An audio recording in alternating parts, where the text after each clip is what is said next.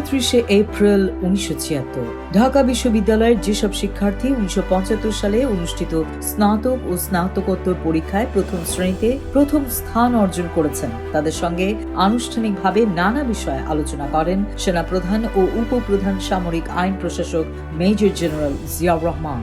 এই সময় জনগণের সহায়তা নিয়ে মহান মুক্তিযুদ্ধের ইতিহাস লিপিবদ্ধ করার একটি প্রকল্প গ্রহণের জন্য শিক্ষার্থীদের প্রতি আহ্বান জানান তিনি। জেনারেল জিয়া বলেন, শিক্ষার্থীদের অবশ্যই ভবিষ্যতে দেশকে সফলভাবে নেতৃত্ব দানের যোগ্যতা অর্জনের জন্য সঠিক জ্ঞান অর্জন করতে হবে এবং শৃঙ্খলার মধ্য দিয়ে যেতে হবে। তাদের প্রতি ছুটিতে নিজ নিজ গ্রামে গিয়ে নিরক্ষর গ্রামবাসীকে অক্ষর জ্ঞান দানের আহ্বানও জানান তিনি।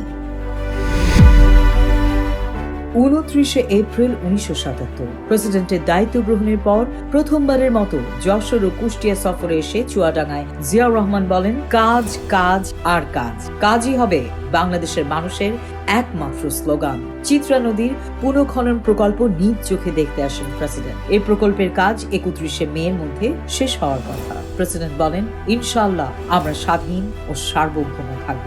দেশের উন্নয়নের জন্য এখন প্রয়োজন শুধু কাজ করে যাওয়া। জাতীয় অর্থনীতি পুনর্গঠনে তিনি সবাইকে কাজ করার আহ্বান জানান। দেশ থেকে নিরক্ষরতা দূরীকরণে প্রয়োজনীয় পদক্ষেপ গ্রহণের ওপরও জোর দেন প্রেসিডেন্ট।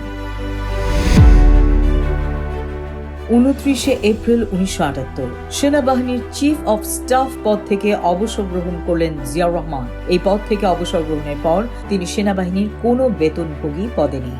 আজ এক ফরমান বলে তিনি যে কমান্ডার ইন চিফ পদে নিযুক্ত হন তার জন্য তিনি কোনো বেতন গ্রহণ করবেন না। 29 এপ্রিল 1978 প্রেসিডেন্ট জিয়াউর রহমানের কূটনৈতিক সাফল্য। ঢাকারে অনুষ্ঠানরত ইসলামী পররাষ্ট্রমন্ত্রীদের নবম সম্মেলনের অর্থনৈতিক ও সামাজিক কমিটি ঢাকায় একটি ইসলামী বৃত্তি ও কারিগরি প্রশিক্ষণ কেন্দ্র স্থাপন অনুমোদন করে এবং বাংলাদেশ সরকার ও ইসলামী সম্মেলন সংস্থার সেক্রেটারি জেনারেলকে অবিলম্বে এ প্রকল্প বাস্তবায়ন করতে বলেছে। 29 এপ্রিল 1980 বগুড়ায় 2 দিনের সফরে এসে গ্রামীণ সড়ক দিয়ে 7 মাইল পথ হাঁটেন প্রেসিডেন্ট জিয়াউর রহমান। সর্বস্তরের হাজার হাজার মানুষ তার সঙ্গে এই পদযাত্রায় শামিল হয়। রাজশাহী বিভাগের সব সংসদ সদস্যকে সাথে নিয়ে সকাল 7:30টায় বগুড়া সার্কিট হাউস থেকে যাত্রা শুরু করেন। প্রেসিডেন্টের এই পদযাত্রা গিয়ে শেষ হয় হাজারদীঘিতে।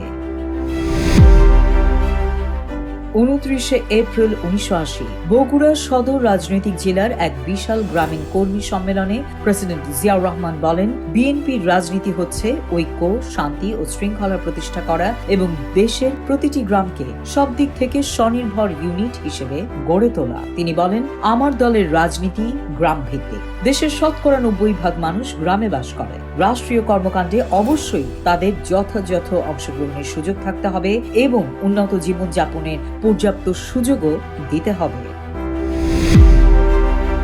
29 এপ্রিল 1981 ঠাকুরগাঁওয়ে দেশের প্রথম গম গবেষণা ইনস্টিটিউটের ভিত্তিপ্রস্তর স্থাপনকালে প্রেসিডেন্ট জিয়াউর রহমান বলেন, এই ইনস্টিটিউট স্থাপন হচ্ছে ভবিষ্যতে উল্লেখযোগ্য পদক্ষেপ। কাঙ্ক্ষিত লক্ষ্যের পথে এটি হচ্ছে এক ধাপ অগ্রগতি। তিনি বলেন, আমাদের দেশে গম চাষের কার্যকারিতা ইতিমধ্যে প্রমাণিত হয়েছে।